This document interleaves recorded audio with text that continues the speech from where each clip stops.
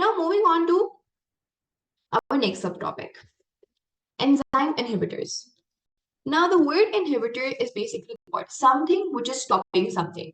For example, you can say that the progress of a child is inhibited when they're not given proper time and attention by their teachers. So इसी तरह से कोई भी चीज अगर किसी चीज के एक्टिविटी को, किसी चीज के प्रोग्रेस को, ग्रोथ को स्टॉप कर रही है, हॉल्ट कर रही है, एक्ट कर रही है एज एन ऑब्स्टिकल, वो चीज हमारे लिए इनहिबिटर होती है. Now there are certain chemicals which actually inhibit the enzyme activity. ठीक है, वो एंजाइम की एक्शन को, एंजाइम की एक्टिविटी को इनहिबिट कर रहे होते हैं, रोक रहे होते हैं, हॉल्ट कर रहे होते हैं. They are acting as an obstacle, एक बैरियर की तरह होते हैं, वो एंजाइम एक्टिविटी को रोक रहे होते हैं. ऐसे केमिकल्स को, ऐसे सब्सटेंसेस को हम कहते हैं enzyme inhibitors. Now there are two types of enzyme inhibitors. One of them is your competitive inhibitor and the other one of them is a non-competitive inhibitor. और हमारे पास ये दोनों तरह की जो inhibitions होती हैं ये different होती हैं. Let's understand how they are different. Now as the word competitive inhibitor suggests, यहाँ पर ये word कहाँ से आया है? Competition से आया है. Now what happens is that in competitive inhibition, the inhibitor molecule is competing with the substrate. And what do I mean by that? हमारे पास जो सबस्ट्रेट होता है वो कहाँ जाके एंजाइम पे बाइंड होता है. If this is my enzyme, right, let me, if this is your enzyme और ये उसकी एक्टिव साइट है, तो मेरा जो मॉलिक्यूल होगा वो ये मेरा सबस्ट्रेट मॉलिक्यूल है और ये बेसिकली कहाँ आकर बाइंड कर रहा होगा, वो बेसिकली आकर बाइंड कर रहा होगा मेरी एक्टिव साइट पर, right. So substrate is something which binds to your active site, right? उसकी shape complementary होती है active site से of the enzyme. Now थोड़ी सी similar shape का हमारे पास होता है inhibitor molecule. Exact same shape नहीं है. If you could notice, structural similarity है, identical नहीं है. An inhibitor is not identical to the substrate molecule, a competitive inhibitor. It is similar. Similar का मतलब होता है थोड़ी बहुत मिलता जुलता होना. For example, you have two siblings, ठीक है, they're born 4 years apart. उनकी शक्लें आपस में मिलती हैं, exact same नहीं है, identical नहीं है, they are similar to one another. However, if we talk about identical twins, उनकी जो शक्लें होती हैं वो बहुत ज्यादा सिमिलर होती हैं and you cannot figure out कि इनमें से, इन दोनों में से कौन सा वाला ट्विन है. सो आइडेंटिकल होने का मतलब है डिटो सेम होना, ठीक है, और सिमिलर होने का मतलब है कि थोड़ी बहुत सिमिलैरिटी होना, right. So our inhibitor molecule is not completely identical to your substrate molecule, but it is similar in shape with the substrate molecule. तो ये आकर आपकी एक्टिव साइट के साथ बाइंड कर सकता है, यानी सबस्ट्रेट के बजाय आपका इनहिबिटर मॉलिक्यूल आकर बाइंड कर सकता है. सो इट इज लाइक दो लोग हैं एक ही क्लास के और आप उनको एक रेस में भगाओ. Now both of them would compete with one another to reach the end line पहले. तो जो भी एंड लाइन पे पहले पहुंच जाता है वो कंपटीशन जीत जाता है. Similarly, between the substrate and the inhibitor molecule in competitive inhibition, there is competition for what? There is a competition for the active site. दोनों को ये है कि मुझे एक्टिव साइट मिल जाए. Now what happens is कि हम अगर for example substrates की concentration बढ़ा दें, if we increase the concentration of substrate molecule, यानी मेरे पास 5 substrate molecules हैं, right, और मेरे पास एक inhibitor molecule है. You must have studied probability in your math classes, right? अब अगर मैं अपनी क्या कहते हैं सबस्ट्रेट की कॉन्सेंट्रेशन को बढ़ा दूं या सबस्ट्रेट मॉलिक्यूल्स को बढ़ा दूं, मेरा इनहिबिटर मॉलिक्यूल खाली एक है. So what is the probability कि हम which molecule has the greater probability to bind to the active site? Would the substrate molecule have a greater probability to bind to the active site in this case when there are 5 in number, or would the inhibitor have a greater probability to bind to the active site when it is just 1? It's basically a competition between 5 against 1. Which one do you think would, win this competition for the active side? Exactly. So अगर हम अपनी substrate की concentration को increase कर दें in this case, तो हमारे पास substrate के पास ज्यादा probability होगी to go and bind to the active side. And therefore हमारे पास inhibitor की जो reaction है या sorry inhibitor का जो action है to inhibit the enzymatic activity, हम उस inhibition को defeat कर सकते हैं. हम inhibitor को substrate concentration बढ़ाकर basically defeat कर सकते हैं in this competition. So what are the things that we've studied or understood about competitive inhibitors so far? Let's just write them down. हमारे पास सबसे पहला point competitive inhibition का ये है कि हमारे पास जो substrate molecule होता है, सॉरी हमारे पास जो इनहिबिटर होता है, inhibitor is structurally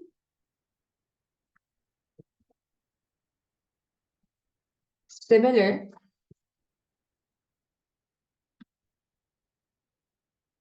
to the substrate but not identical. Then दूसरा ये कि हमारे पास जो इनहिबिटर है और जो सबस्ट्रेट है, उन दोनों का कंपटीशन किस चीज के लिए? उन दोनों का कंपटीशन है for the active side. So the substrate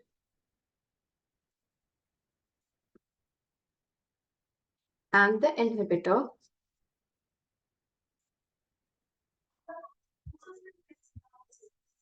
compete for the active side. Then the third thing that we see was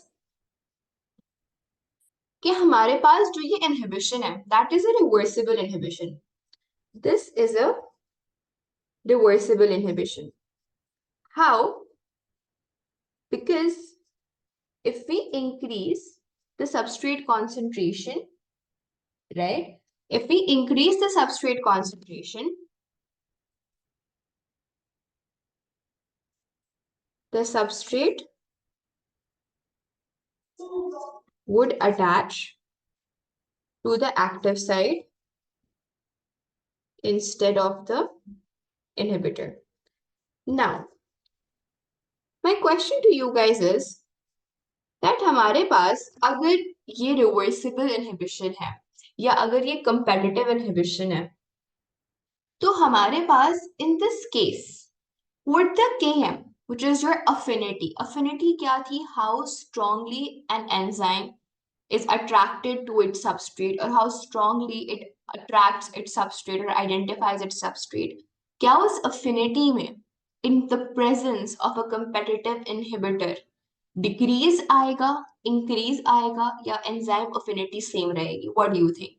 The enzyme's affinity, the enzyme's attraction towards its substrate, would it remain same? Would it increase or would it decrease in the presence of a competitive inhibitor? So basically what happens is कि हमारे पास जब competitive inhibitor होता है, तो अब एक चीज है, अब पहले हमारे पास जो एंजाइम थी वो खाली अपने सबस्ट्रेट को अट्रैक्ट कर रही थी, राइट? अब वो इनहिबिटर को भी अट्रैक्ट कर सकती है, तो यानी उसकी जो अफिनिटी है, उसकी जो अट्रैक्शन है, it is split between the substrate and the inhibitor. यानी उसकी जो अफिनिटी है अब क्या है? इनहिबिटर की प्रेजेंस में, बिकॉज इनहिबिटर की जो स्ट्रक्चरल सिमिलैरिटी है वो किसके साथ है? वो उसके साथ है, क्या कहते हैं, हमारे इनहिबिटर मॉलिक्यूल के साथ. तो अब क्योंकि एक अफिनिटी क्या कहते हैं डिवाइड हो रही है, तो ऑब्वियसली जो पहले अफिनिटी स्ट्रॉन्ग थी towards just the substrate molecule, उस अफिनिटी में डिक्रीज आ जाएगा, डिक्लाइन आ जाएगा in the presence of an inhibitor. Why? Because the enzyme would misinterpret or misunderstand the inhibitor to be the substrate molecule. तो वो substrate की तरफ अब उसकी जो affinity है, उसकी जो attraction है, वो इतनी strong नहीं रहेगी. So you can say that in competitive inhibition, in the presence of a competitive inhibitor, the Km value decreases. Okay. However, हमारे पास Vmax जो है, that remains same. Our Vmax is not affected. Why? Because हमारे पास ये reversible competitive type of inhibition होती है. Why? Because अगर मैं substrate molecules की क्वांटिटी को, उनकी कॉन्सेंट्रेशन को इंक्रीज कर दूंगी, तो probability of the substrate molecule to attach to the enzymatic activity would increase. इसकी वजह से मेरा रिएक्शन उसी तरह से कैरी फॉरवर्ड होगा जैसे पहले कैरी फॉरवर्ड होता था। तो मेरी जो एंजाइम एक्टिविटी है वो हॉल्ट नहीं हो रही, वो रुक नहीं रही, वो स्टॉप नहीं हो रही। जस्ट दैट इनहिबिटर आके सबस्ट्रेट की जगह ले रहा है। तो अगर मैं सबस्ट्रेट की कॉन्सेंट्रेशन को बढ़ा दूंगी तो मेरा एंजाइम एक्टिविटी उसी तरह से प्रोग्रेस करेगी, मेरा रेट ऑफ रिएक्शन उसी तरह से प्रोग्रेस करेगा। जो मेरा वी मैक्स है, जो highest velocity of the reaction है, maximum velocity of the reaction है, वो मेरी सेम रहेगी। Okay, now let's move to non competitive inhibition. Now what happens in non-competitive inhibition? यहाँ पर there is, as the name suggests, no competition for the active site. हमारा जो inhibitor molecule है वो एक्टिव साइट से bind नहीं करता, instead हमारी एंजाइम में एक और साइट होती है apart from the active site, जिसको हम कहते हैं the allosteric site. This is your active site. Active site वो जगह होती है जहां पर हमारा सबस्ट्रेट मॉलिक्यूल आकर बाइंड होता है, और एक और जगह होती है हमारी एंजाइम में जहां पर बाइंडिंग की पॉसिबिलिटी होती है, जो कि हमारी होती है allosteric site. Our non-competitive inhibitor is not competing for the active site. Now, if it is not competing for the active site, इसका मतलब है कि वो active site से bind नहीं कर सकता, और अगर वो active site से bind नहीं कर सकता, so it is not competing with the substrate molecule. वो substrate molecule की जो जगह है, substrate molecule की क्या जगह है? Active site है। वो सबस्ट्रेट मॉलिक्यूल की जगह पर बाइंड करना ही नहीं चाहता, उसकी जगह लेना ही नहीं चाहता, उसको रिप्लेस करना ही नहीं चाहता। तो हमारे पास इन दिस केस हमारा जो मॉलिक्यूल होगा, नॉन कंपेटिटिव इनहिबिटर जो होगा, उसकी जो शेप होगी वो एक्टिव साइट जैसी होगी भी नहीं। उसकी शेप किसकी जैसी होगी? एलोस्टेरिक साइट जैसी होगी, क्योंकि वो एलोस्टेरिक साइट पर आकर बाइंड करता है। सो ऑब्वियसली हमारा नॉन कंपेटिटिव इनहिबिटर क्योंकि एक्टिव साइट के लिए कंपीट नहीं कर रहा, वो एक्टिव साइट से बाइंड नहीं कर रहा, इस वजह से जो उसकी क्या कहते हैं शेप होगी, या जो उसकी स्ट्रक्चरल सिमिलैरिटी होगी, वो होगी नहीं। एज एन वो स्ट्रक्चरली सिमिलर नहीं होगा सबस्ट्रेट मॉलिक्यूल के। The inhibitor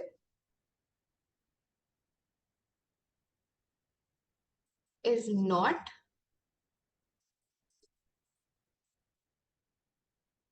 structurally similar to the substrate. Why? Because it does not compete for the active site, instead binds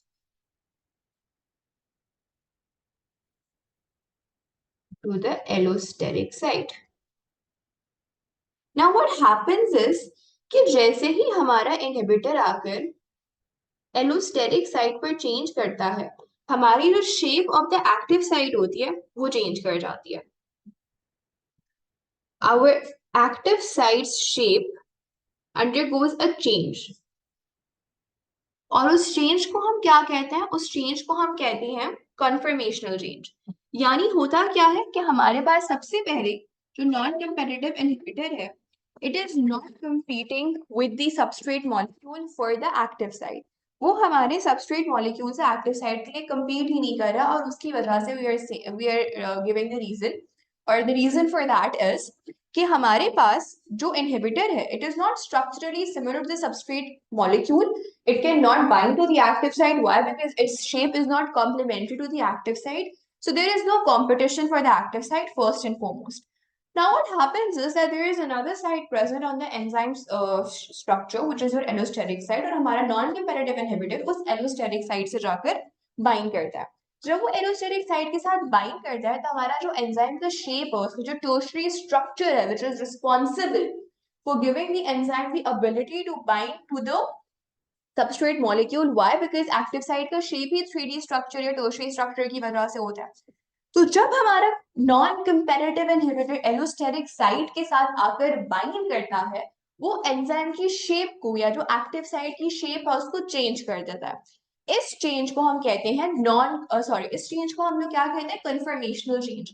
यानी हमारे पास एक नॉन कंपैरेटिव इनहिबिटर आया, वो एलोस्टेरिक साइट के साथ आकर बाइंड किया। एलोस्टेरिक के साथ जितनी देर हमारा नॉन कंपैरेटिव इनहिबिटर बाइंड किए हुए है, जो एक्टिव साइट की शेप है वो चेंज हो गई। अब एक्टिव साइट की शेप चेंज हो गई तो होगा क्या कि हमारे पास जो सबस्ट्रेट मॉलिक्यूल है, it would no longer be able to fit into that active site. Why? Because active site की तो शेप ही चेंज हो गई है। अब जब वो शेप चेंज हो गई है, so that enzyme or that active site is no longer complementary to the substrate molecule।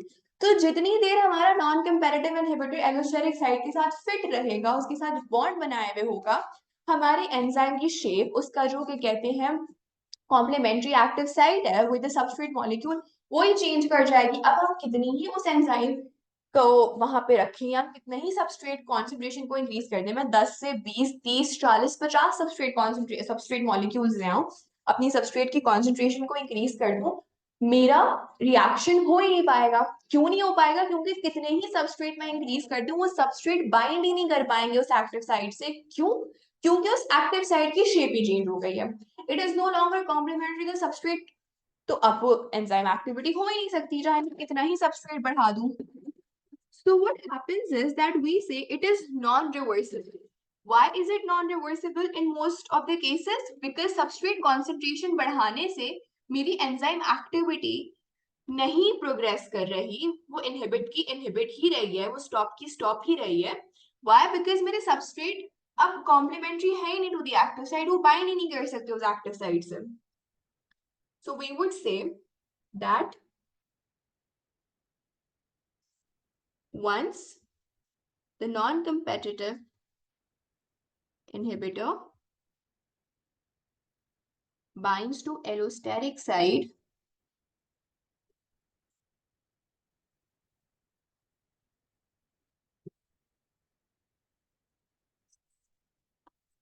the shape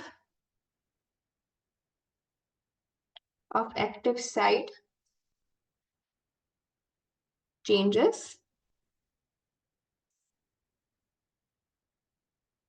and the substrate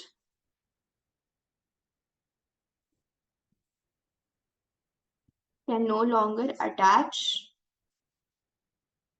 to the enzymes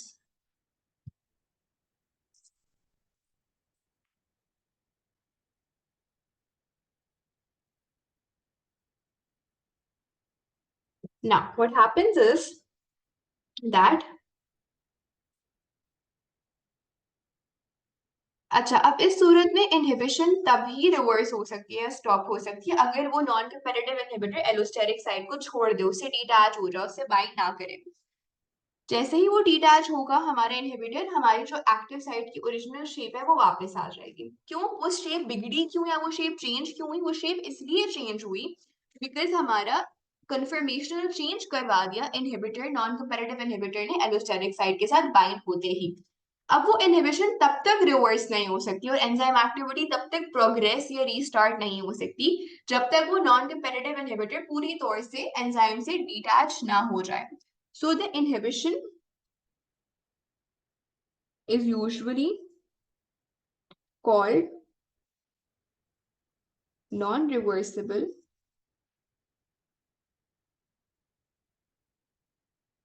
because increasing substrate concentration does not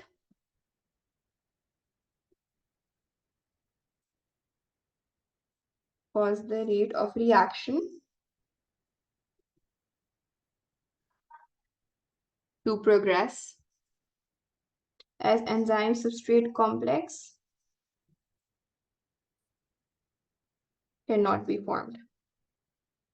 अच्छा, अब होता क्या है कि हमारे पास एंजाइम सबस्ट्रेट कॉम्प्लेक्सेस बन ही नहीं पा रहे। क्यों? क्योंकि एक्टिव साइट की जो शेप है वो ही चेंज हो गई है, हमारे पास एंजाइमेटिक एक्टिविटी ही एक तरह से हॉल्ट हो गई है। व्हाई? बिकॉज जो एंजाइम सबस्ट्रेट कॉम्प्लेक्सेस हैं वो एक्टिव साइट की शेप की चेंज की वजह से they no longer can form enzyme substrate complexes. enzyme substrate complexes he form नहीं होंगे तो हमारे पास enzymatic activity नहीं होगी.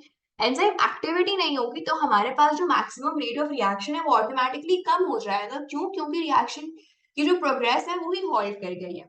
So in this case our Vmax decreases. However हमारे पास जो Km है that remains unchanged. वो पहले वाला ही रहता है. क्यों? हमारे पास कॉम्पिटिटिव इनहिबिशन में Km क्यों चेंज कर रहा था? हमारे पास कॉम्पिटिटिव इनहिबिशन में Km इसलिए चेंज हो रहा था बिकॉज हमारे पास एंजाइम का जो सबस्ट्रेट था उससे सिमिलर हमारे पास एक इनहिबिटर मॉलिक्यूल आ गया. तो इस वजह से हमारे पास फॉर एग्जाम्पल हमारे पास एक क्लास है. अब उस क्लास में सिर्फ एक ही बहुत एकेडमिकली गिफ्टेड या इंटेलिजेंट स्टूडेंट था जो सारी टीचर्स का फेवरेट था.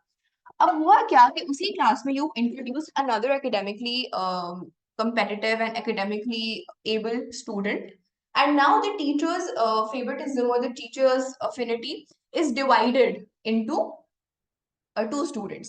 तो हमारे पास इस वजह से एंजाइम अफिनिटी, क्योंकि एक ही जैसे दिखने वाले मॉलिक्यूल्स आ गए थे तो एंजाइम की अफिनिटी में ओवरऑल डिक्रीज आया था. So therefore our Km value was actually our Km value decrease. गलत दिख रहा है. हमारी Km वैल्यू इंक्रीज करेगी क्योंकि जितनी ज्यादा Km वैल्यू उतनी कम एंजाइम अफिनिटी. तो हमारा Km वैल्यू जो है वो इंक्रीज कर जाता है और अफिनिटी डिक्रीज कर जाती है. नाउ हमारे पास नॉन कंपेटिटिव इनहिबिशन में एक जैसे दो मॉलिक्यूल्स, सिमिलर दिखने वाले दो मॉलिक्यूल्स या सबस्ट्रेट और इनहिबिटर में कोई सिमिलैरिटी नहीं है. इसकी वजह से जो अफिनिटी है, जो अट्रैक्शन है, वो डिवाइड नहीं हो रही, वो कम नहीं हो रही. हमारे पास सबस्ट्रेट मॉलिक्यूल और inhibitor molecule non competitive inhibition में सेम नहीं है. तो एंजाइम की जो अफिनिटी है it is undivided. It is not getting divided or distributed between two species. So therefore our affinity remains same and therefore the Km value remains unchanged. Now हम क्या notice करेंगे? अब अगर हम graph plot करें, if we plot the graph, wait a second, हमारे पास graph किस तरह से होगा? अगर हम नॉर्मल एंजाइम का कर्व देखें, नॉर्मल एंजाइम का कर्व क्या है? ये वाला. सो हमारे पास इस एंजाइम का Vmax अगर हम आइडेंटिफाई करें नॉर्मल कंडीशंस में जब कोई भी इनहिबिटर मॉलिक्यूल नहीं है किसी भी किस्म का, तो ये इसका Vmax है और इसका Km कुछ ये होगा, right? This is its Km, okay? Now when a competitive inhibitor comes, इस competitive inhibitor का और इस normal enzyme का Vmax की जो value है वो same है. So our Vmax remains same in competitive inhibition. However, if we talk about the Km, जो Km है, Km की जो value है वो increase कर रही है. Our Km value is increasing. Initially अगर वो 3 थी तो यहाँ पर वो 5 units हो गई है, right? However, if we talk about what? If we talk about our non-competitive inhibition, तो non-competitive inhibition का जो Vmax है वो ये है. Now the Vmax we can obviously see that it is getting reduced. ये हमारे पास initial Vmax था. इन दोनों में there is a reduction between these two. Now if we talk about the Km value, if we talk about the Km value over here, so हमारे पास अगर इसका Vmax ये है, इसकी जो Km value होगी वो somewhere around ये होनी चाहिए. और अगर हम इसका Km वैल्यू प्लॉट करें तो इसकी Km value is coming same as the Km value of our normal enzyme. तो हमारे पास Km वैल्यू जो नॉन कंपेटिटिव इनहिबिशन की होती है that remains same. However, in competitive inhibition, the Km value increases. The Vmax, however, is same in the case of competitive inhibition in normal enzyme, and in the case of non-competitive inhibition, the Vmax value is decreasing. Okay, so this is how inhibitors affect enzymatic activity. Now there's another concept that we have to study, which is what? End product inhibition. This is our last topic of the day, and then we would quickly wrap up our class. It is also called feedback inhibition. What is it called?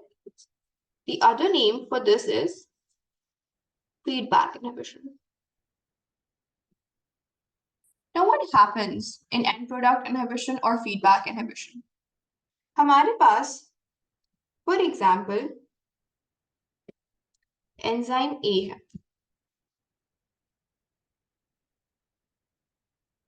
correct? Let me draw this enzyme. This is your enzyme A.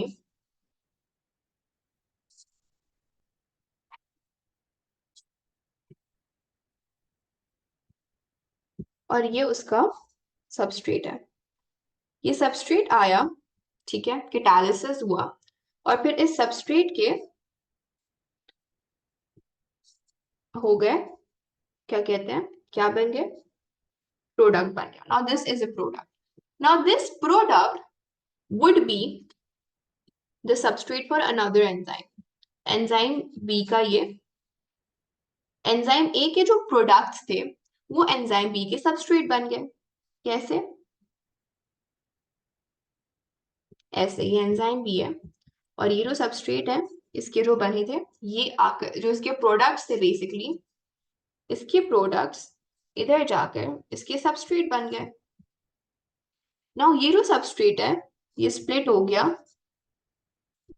Into products, ठीक है. अब ये चला गया हमारे पास enzyme सी के पास.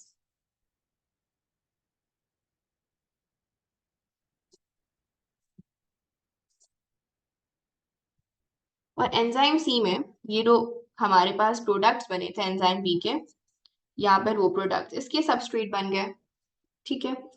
और फिर इनका हो गया ब्रेकडाउन, इनको एंजाइम ने इनका मेटाबॉलिक रिएक्शन करके इसके प्रोडक्ट्स बन गए. नाउ व्हाट हैपेंस इज कि ये कौन सा हमारा प्रोडक्ट है? ये हमारे पास प्रोडक्ट 1 था, ये हमारे पास प्रोडक्ट 3 था और ये हमारे पास प्रोडक्ट 4 था. नाउ व्हाट हैपेंस इज कि ये हमारी, एक minute, let me write enzyme C over here. Now what happens is कि हमारे पास ये एंड प्रोडक्ट है. अब होगा क्या कि हमारे पास बॉडी में बहुत सारे प्रोडक्ट 4 बन रहे हैं. ये पूरा एक मेटाबॉलिक पाथवे. मेटाबॉलिक पाथवे हमारे पास है दैट एंजाइम ए ने प्रोडक्ट्स बनाए, वो प्रोडक्ट्स एंजाइम बी के सबस्ट्रेट थे और फिर एंजाइम बी ने जो प्रोडक्ट्स बनाए वो एंजाइम सी के सबस्ट्रेट बन गए और हमारे पास एंड में प्रोडक्ट 4 बन रहा है. अब अचानक से ये प्रोडक्ट 4 बहुत ज्यादा हमारी बॉडी में बनना शुरू हो गया, right? More than it's requirement ये प्रोड्यूस होना शुरू हो गया. अब हमें इसकी प्रोडक्शन को रोकना है और उसको रोकने के लिए हमें क्या करना पड़ेगा? हमें इस मेटाबॉलिक पाथवे को हॉल्ट करना पड़ेगा, इस मेटाबॉलिक पाथवे को स्टॉप करना पड़ेगा फॉर अ लिटिल टाइम. और फॉर एग्जांपल आपके पास एक स्ट्रीट है, उसमें बहुत ज्यादा, अगर क्या कहते हैं, गाड़ियां पार्क हो गई हैं, तो अब आपको बैरियर अपना थोड़ी देर के लिए लगाना पड़ेगा ताकि कोई नई गाड़ी आकर उसमें पार्क ना हो सके. व्हाई? क्योंकि उसकी कैपेसिटी फुल हो गई है. Now over here, the same thing is happening, that the product 4 is now produced in a greater amount than it is required. So अब product 4 क्या करेगी? हमारे पास एंजाइम ए होगा ना, एंजाइम ए में एक साइट होगी ऐसी जहां पर ये एंड प्रोडक्ट जाके बाइंड हो सके. तो हमारे पास जो ये एंड प्रोडक्ट 4 है वो यहाँ आएगी और ये बाइंड कर जाएगी. और जैसे हमने अभी नॉन कंपेटिटिव इनहिबिशन के लिए पढ़ा ना कि हमारे पास एक्टिव साइट के बजाय एक साइट होती है हमारी एंजाइम में, और उस साइट पर जब कोई इनहिबिटर मॉलिक्यूल आकर बाइंड कर जाता है तो हमारे पास जो एंजाइम की एक्टिव साइट है उसका जो शेप है, एंजाइम की एक्टिव साइट का जो शेप है, it undergoes a conformational change. Active site का शेप बदल गया.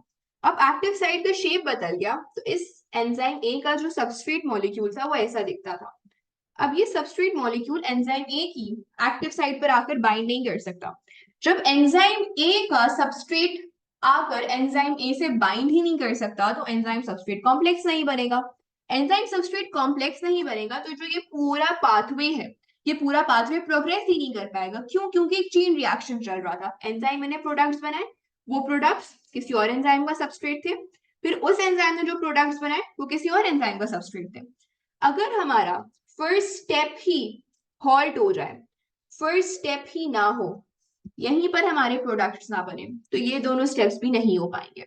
सो एंड प्रोडक्ट इनहिबिशन क्या होता है कि एक कंप्लीट मेटाबॉलिक पाथवे है, उस कंप्लीट मेटाबॉलिक पाथवे का जो लास्ट प्रोडक्ट है वो जाके हमारी फर्स्ट एंजाइम को, जो starting point of the metabolic pathway है, उसको इनहिबिट कर दे, उसको स्टॉप कर दे, उसको हॉल्ट कर दे। और जब फर्स्ट स्टेप ही हमारा स्टॉप हो जाएगा तो हमारे पास जो पूरा मेटाबॉलिक पाथवे है वो ही रुक जाएगा, वो ही इनहिबिट हो जाएगा। इसको हम कहते हैं एंड प्रोडक्ट इनहिबिशन या फीडबैक इनहिबिशन। जिस तरह से होम्योस्टेसिस में पढ़ते हैं कि नेगेटिव फीडबैक होता है, पॉजिटिव फीडबैक होता है, और वो फीडबैक कहाँ से आता है, वो एक स्टिम्युलस से आता है, राइट। और वो स्टिम्युलस क्या होता है कि हमारे पास जो नॉर्मल कंडीशंस है उसके अगेंस्ट कुछ हो गया, नॉर्म के खिलाफ कोई चीज हो गई है। For example blood glucose concentration increase हो रहा है नॉर्मल से या डिक्रीज हो रहा है, वो एक स्टिम्युलस है। हमारे पास बॉडी में हमारा जो ब्लड प्रेशर है या हमारी जो ब्लड वॉल्यूम है या जो हमारा क्या कहते हैं प्लाज्मा कॉन्सेंट्रेशन है वो इंक्रीज या डिक्रीज हो रहा है, तो वो स्टिम्युलस है। उसी तरह से यहाँ पर क्या स्टिम्युलस हो रहा है जिसकी वजह से फीडबैक जा रहा है और हमारा इनहिबिशन हो रहा है। हमारा स्टिम्युलस यहाँ पर ये है कि हमारे पास जो एंड प्रोडक्ट है वो जरूरत से ज्यादा बन रही है, it is increasing the normal condition, it is increasing or it is going beyond the normal requirement। तो अब ये मेटाबॉलिक पाथवे खुद को ही स्टॉप कर देगा फर्स्ट पॉइंट पे जाके ये फीडबैक देके कि बस रुक जाओ, अभी और बनाने की जरूरत नहीं है। तो ये लास्ट प्रोडक्ट ने एंड प्रोडक्ट ने जाकर हमारे स्टार्टिंग एंजाइम को मैसेज दे दिया कि listen stop it, we do not need to make more, let's take a break, let's take a rest. So this is why it's called end product inhibition. Why? Because the end product is acting as an inhibitor. And it is also called feedback inhibition. Why? Because the end product is giving a feedback. It is giving a message to enzyme A, to your first enzyme, that dude, let's stop for a moment, take a break. That is why it's called feedback inhibition. Okay, so that's it for today. We'll inshallah continue with this chapter in our tomorrow's class.